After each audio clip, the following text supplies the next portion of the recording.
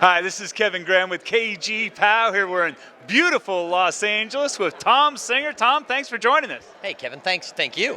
Well, we've got a full house. The crowd's taking a quick break, but they're looking forward to hearing you speak. Tell us about what you're talking about today. So today I'm talking about should speakers podcast or should they be on podcasts, and what the heck's a podcast and does it matter, and is it a medium that you can use for credibility to promote your career?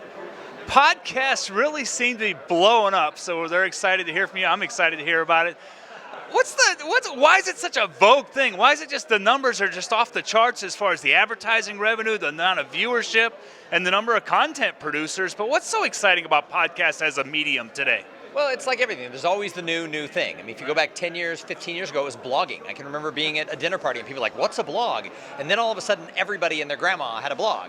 And right now, it's podcasts, and it's taken off. But the numbers are a little skewed because there's only a few podcasts that are making a lot of advertising revenue. So a lot of people will go and speak to groups like this, and they'll say, oh, get rich with a podcast. And the only person getting rich is the person paying, is being paid to teach the class. Right. So my attitude's a little different. It's yeah, there's some ad revenue, and I have advertisers for my show, but they don't pay me that much. The real thing is it's leading me to getting booked. And it's not hundreds of thousands of dollars a year, but if I'm picking up 2 or 3 gigs a year, that can impact my bottom line.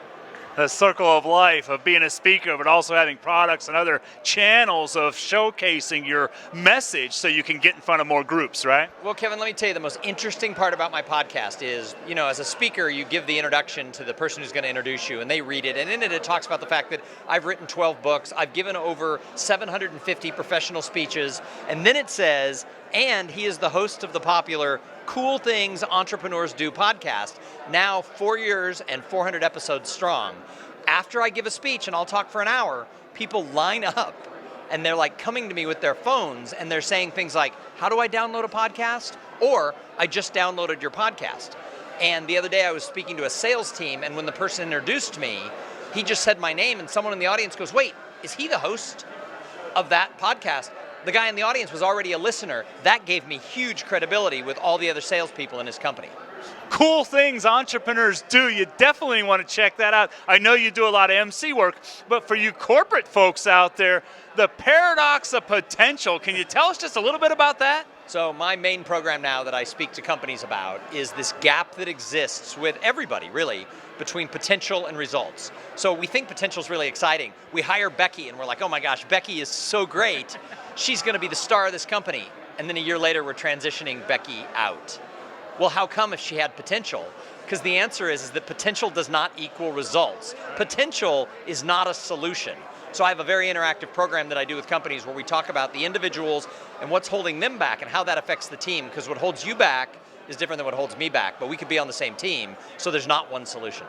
Wow, that sounds like a great program. Looking forward to hearing all your stuff. How do we learn more if we want to find you other than the Cool Things Entrepreneurs Do? How can we find you online? What's your website? ThomSinger.com. That's ThomSinger.com.